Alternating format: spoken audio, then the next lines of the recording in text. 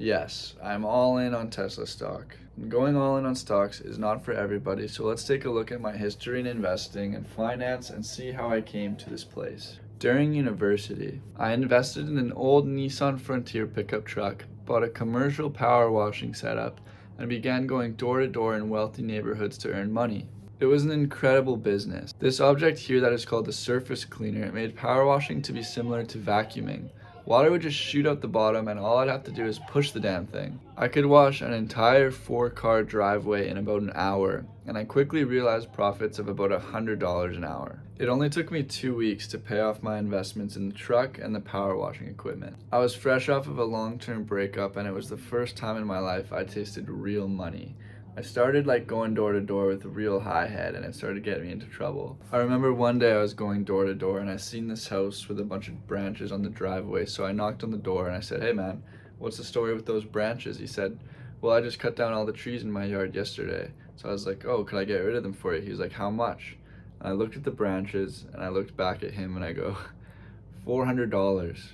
I had the audacity to walk up to a man's door and ask for $400 to get rid of his branches. He tried to close the door on me. I went, wait.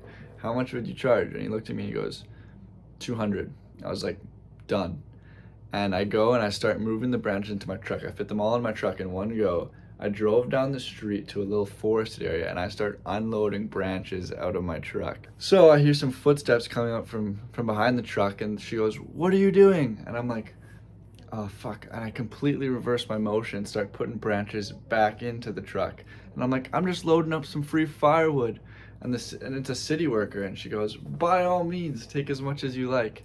And so I finished unloading the wood after she walked away and I went back up to the house to collect my $200, and it was the fastest $200 I've ever made. Of course, after I told my mom that story, she ripped me a new one and I started to question my business ethics, and since then I've become a much more honest man. But that's just a tale of where I was at with my head. I was just doing whatever it took to make money as fast as possible, and I didn't care about the repercussions. I felt like I literally could not be stopped. Unfortunately, my fervor only lasted a couple of months because with any sweat business, you eventually burn out, and going door to door and asking for large sums of money can become quite exhausting. As the summer progressed, I ended up landing this mansion that had more concrete than I'd ever seen. I'd already been washing it for about 6 days, and I was sitting on the front steps of the house eating my lunch when I got a call from a Fidelity ambassador. My friend knew I was earning some really good money and he had suggested me to this guy, and so he gave me a call. He asked if I'd come in for a meeting so he could educate me more about investing, and of course this is his sales funnel, but I looked at the house I was cleaning and I thought, I don't want to do this for the rest of my life, so I agreed. His whole sales process definitely worked on me. By the end of our first meeting, which was in a very nice office at the top of a building downtown, I was all ready to give him my money. However, he kept encouraging me to wait. He wanted to teach me everything there was to know about investing so that I didn't make a decision that I was going to regret. We ended up meeting 4 times over 4 weeks, and he kept saying, "There's no need to rush, I need you to know everything." And I'm so glad that he did. If that Fidelity ambassador had let me give him my money, I would have missed out on the greatest short squeeze ever with Tesla stock. Basically, this ambassador's business was to get clients to invest in Fidelity's mutual funds. But about 4 weeks into meeting with this guy, I ended up getting invited on a plane ride with one of my power washing clients. After landing at our destination, we were out to lunch, and I asked the pilot, "What do you think of mutual funds?" He told me about his bad experiences with mutual funds and the hidden fees that really stack up over the long term. And he also told me about a new way he discovered to manage your own portfolio that was highly informative and efficient. The company he suggested was called 5i Research, and they'd offered research on Canadian companies that they themselves are not allowed to invest in so as to remain unbiased. I subscribed to them for the price of $150 a month, and I would read their research reports on these Canadian stocks, and I'd also have access to their Q&A section, which proved highly valuable. I texted the Fidelity ambassador and told him I was going to go forward managing my own portfolio. He didn't earn a cent off of the 4 meetings I had with him, and he taught me a lot, so I did feel bad, but he did reply to my text saying that I have no chance beating the markets on my own, and so I didn't really feel that bad in the end. One thing that I was constantly hearing between the pilot, 5i Research, and the Fidelity ambassador was that you need to diversify your portfolio. So when I was picking my stocks through 5i Research, I spent the whole week studying all of these different stocks and which ones I was going to put my money into. Now at this time, I still didn't know much about fundamentals or how to value a stock. I was taking Five Eyes' word for it on a lot of stocks, but the way my mind worked at this time was very bare bones. One example was Savaria Corporation. They supplied wheelchairs and equipment for old folks' homes, and in my mind I was like, okay, there's a lot of baby boomers that are getting older. This company is probably going to have a lot of growth for the next decade or two. You can see my thinking was quite simple. And after I picked a bunch of stocks that I liked and I spread my money across them, I still had about 5% of my money left. Of course, I'm Canadian, and so I had spread out all my money across Canadian stocks, but I wanted to buy one American stock with my remaining 5%. And despite this being my first exposure to stocks, for some reason I had been keeping an eye on Tesla's price over the last 3 or 4 years. I don't know why that was. I remember when I was like 15 or 16 and I was driving with my mom, I would see a Tesla and be like, wow. And I would contemplate about what was going on, and I would think like, that's so different and unique, and I love the way that car looks. And despite not knowing anything about investing, I would actually Google Tesla stock and keep an eye on the price. And over that 5-year period, I just always saw the stock being between $200 or $300. So when I had that 5% cash left and I looked up Tesla stock, it was at $211, which is near the bottom of the range I had known it to be in. So despite me knowing nothing about the stock, I bought it with my remaining 5%. And what's so funny about this story is if I had done any research on Tesla, I would not have bought the stock, because this was right before their Q3 earnings in 2019, when they were weeks from going bankrupt. They were the most shorted stock on the market, and the PR was doomsday worthy about the company. But it was also more about it being at the bottom of the range that I had known. It was also just the name. Like, I was so simple-minded in my investments. I liked the name Tesla. It reminds me of the end of the McDonald's movie, how the guy wanted to franchise McDonald's because he thought it was an American sounding name. It wasn't because of anything to do with their assembly lines in production. And it's the same with Tesla. To me, it was like this word that best summarized the future. It was like, man, that's a cool company. So yeah, I managed to buy Tesla right before it went up 2,000%, and it was complete luck. And now if we fast forward to the coronavirus, that was about 8 months from when I started investing, and this was a real trial. I mean, my stocks dropped 50% very fast, and I came very close to selling at one point. But it was such an important moment in my investing journey, because proving to myself that I can hold through a crash of that magnitude convinced me that I'm capable of going all in on a stock, because when you're all in on a stock, it does drop by 50%. I mean, Tesla in its history has dropped by 30% 17 times. So you better have the stones if you're gonna go all in. I remember on that day that I was about to sell, like, all my friends were like, this is gonna last for 5 years. Like, everybody was freaking out. I even told my family that I was gonna go buy a gun to protect them, because that's how Armageddon worthy this day was. But as I was about to sell, I just had this moment where I was like, if this really is as bad and gloomy as it sounds, what's money gonna do? So I didn't sell, and I just thought to wait it out. In fact, I started shifting some of my stocks to COVID plays and internet stocks that would benefit in this environment. Of course, things quickly recovered, and by the summer of 2020, Tesla had gone from being 5% of my portfolio to 22%. Of course, these types of gains encourage you to start looking deeper into a stock, and I started discovering the iconic creators of Dave Lee and Stephen Mark Ryan. The first video that was like my true aha moment was Stephen Mark Ryan's video on the Cybertruck. The way he talked about how the design was intentional in increasing profit margins blew me away, and I started showing all of my friends. To them, Tesla stock had grown so much that they were waiting for a dip, but it never came. And now that I had been reading 5i Research reports every single day and always being active in their Q&A section, I started to understand how stocks worked, companies' fundamentals, and I started to really fully breathe in the arguments that Dave Lee and Stephen Mark Ryan were making about Tesla.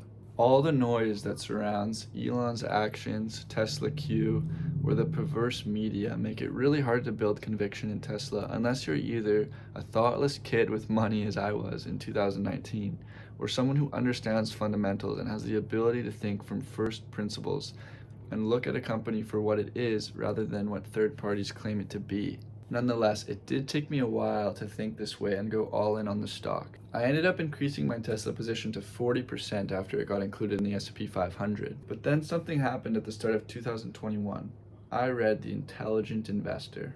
The book made me foolish for thinking I could beat the market, and it convinced me that sitting back and buying ETFs was the wisest thing to do for the average investor. Fortunately, I did read this book at the perfect time. COVID had led to growth names skyrocketing due to the low interest rates and stimulus packages. And of course, most of my portfolio is made up of these companies with no profits and high PE ratios. After reading the book, I was compelled to completely cleanse my portfolio, let's say.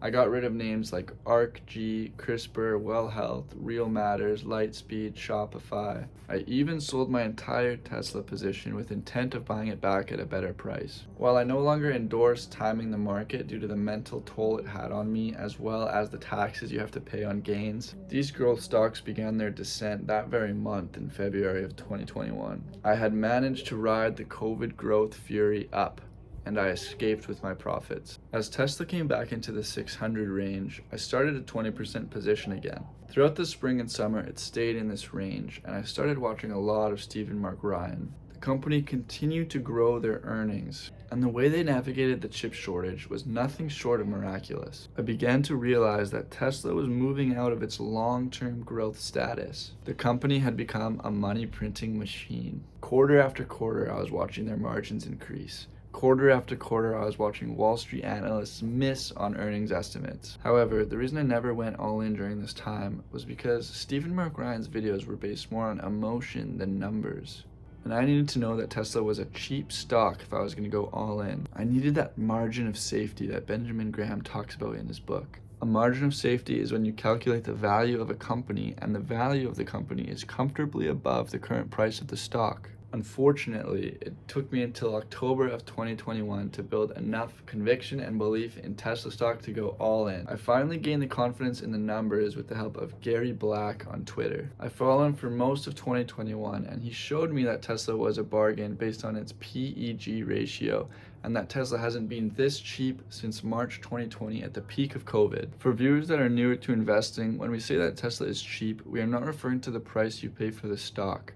Rather, we are talking about the price you pay for the stock relative to its earnings. Just 1 year ago, Tesla was trading at the same price, but their PE ratio was 1,000, meaning then it would have taken 1,000 years to get your money back based on the earnings that they had then. Today, Tesla's about the same price at 900 with a PE ratio of now only 175, so 900 years less to get your money back just 1 year later. This is a testament to how fast Tesla is growing as a business and as a money printer. While a PE of 170 does sound high, their forward 2-year PE ratio is now 66, and this is despite all of the opportunity for Tesla Insurance, Tesla Energy, and Tesla FSD. So you can see how fast that 66 is going to become, say, 20. Of course it won't, because Tesla's roadmap is so stocked that growth is going to last for decades to come, and investors aren't going to let the PE get that low because it's just going to be too good of an opportunity. Thus, when I decided to go all in on Tesla, some of it actually had to do with the fact that I had read The Intelligent Investor. Despite its growth status, I realized that Tesla stock did have a certain margin of safety. All of the analysts on Wall Street right now are only factoring in Tesla's hardware business into their price targets. Despite this, the average price target of Wall Street analysts is above Tesla's current price of $900. This means that when I buy Tesla stock today, I am getting at a price below what its hardware business is worth, and I still get the potential of the full self-driving opportunity and all of the software revenues to come. The way this works in my mind as a margin of safety is because I'm putting my money in a safe bet that is their hardware business. They have unlimited demand. They're selling every car they're making despite their price hikes. And now, despite this growth and this baseline, I still get the potential of this FSD and then the potential of the Optimus bot and Tesla Insurance, and you get all those things for free, it feels like. So to me, this was worthy of going all in. Gary Black, for example, has a $1,600 price target on Tesla without any FSD contributions, and this guy has been dead on Tesla stock for the last 2 years I've been following him. Like me, he also exited Tesla at the start of 2021 because he knew the price had gotten ahead of itself. He predicted the stock would drop to 600, and that's exactly where it went, and that's exactly where he bought back in. He's gonna be right again, and that's a 60% upside from where we are today. This is a stock that has gone up 2,000% in the last 2 years, and Tesla is still the next Tesla. If you're looking for it, it's right in front of your face. So yes, I went all in on Tesla in October of 2021 at about $1,000 per share. Since then, Tesla has ranged from about 1,200 to 800 due to volatility rising from the Fed and Elon's comments on the Q4 earnings call, etc. Despite all of this, there are a lot of catalysts forthcoming in 2022. I mean, note this separation between Tesla's rising earnings estimates and its falling price. This is a testament to what is about to happen because Tesla's price always catches up with its earnings estimates. Don't say I didn't warn you. All this to say, going all in on a stock is not for everybody. I can sleep at night because I've spent 2 years building conviction about the company.